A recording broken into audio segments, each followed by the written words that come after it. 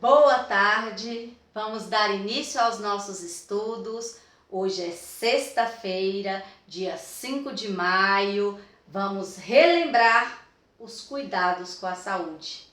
Lavar sempre as mãos, cuidar da higiene do corpo, ficar em casa e, se necessário sair, usar as máscaras, que agora é de uso obrigatório.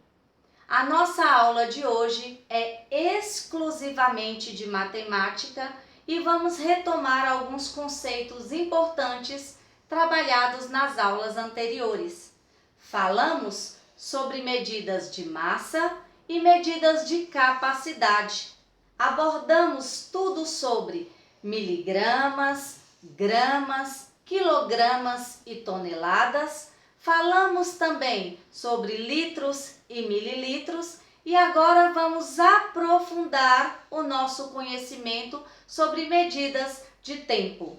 Já falamos sobre o relógio, sobre a importância do relógio, sobre os ponteiros e posição destes ponteiros, horas antes do meio-dia, horas após o meio-dia. E agora vamos falar sobre calendário. Para você refletir, o que é um calendário? Como surgiu o calendário? Que informações podemos obter ao observar e analisar um calendário? Vamos descobrir assistindo o vídeo que mostra como esta história se iniciou.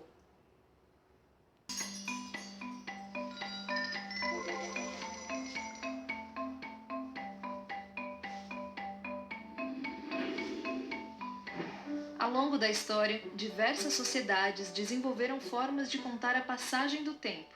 Primeiro apenas pela posição do Sol e da Lua, mas logo vieram as ferramentas, como o relógio de sol, a ampulheta e a clepsidra. A passagem do tempo era medida pela natureza, observando-se as estações do ano. Civilizações como os sumérios, egípcios e maias desenvolveram calendários para marcar a sequência dos dias e dos anos.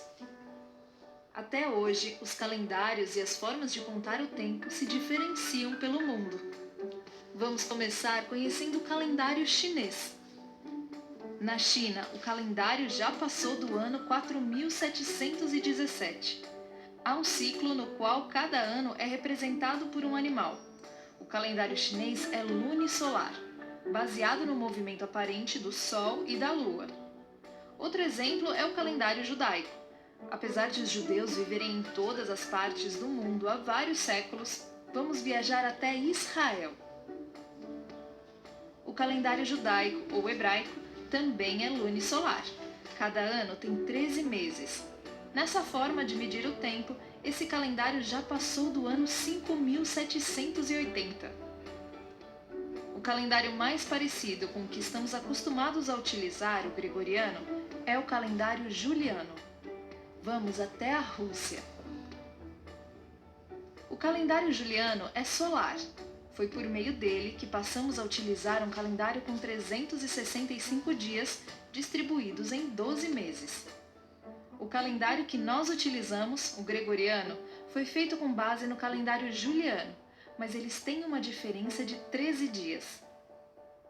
Agora vamos para o Brasil. Você já sabia que por aqui também há outras formas de medir o tempo? Entre Mato Grosso e Pará fica a região do Xingu. Nela há uma reserva que garante proteção e sobrevivência para diversos povos nativos tradicionais. Um dos povos que vivem ali são os Suiás. Eles também contam o tempo com base nos ciclos da natureza. Não havia registros de um calendário, era apenas um conhecimento passado de geração em geração.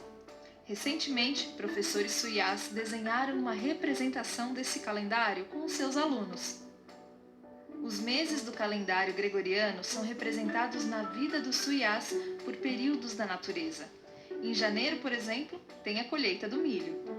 Em julho é a época de as tartarugas botarem ovos. Outubro é o mês de colher frutos, formando um grande ciclo. Além dessas, há diversas outras formas de contar o tempo. Os calendários são uma expressão da cultura de um povo e, por meio deles, podemos aprender muitas coisas sobre o outro e, ao mesmo tempo, sobre nós mesmos. O calendário é um instrumento utilizado para medir o tempo em dias, semanas, meses e anos. O ano tem 365 dias e é dividido em 12 meses. Os meses vão até 30 ou 31 dias, com exceção de fevereiro, que vai até 28 ou 29 dias. No ano em que fevereiro vai até 29 dias, ele é considerado um ano bissexto por ter um dia a mais. Observe, analise o calendário e eu vou propor um desafio. Vou desafiar você a realizar todas as atividades propostas no livro de matemática sobre calendário para socializar na nossa aula online.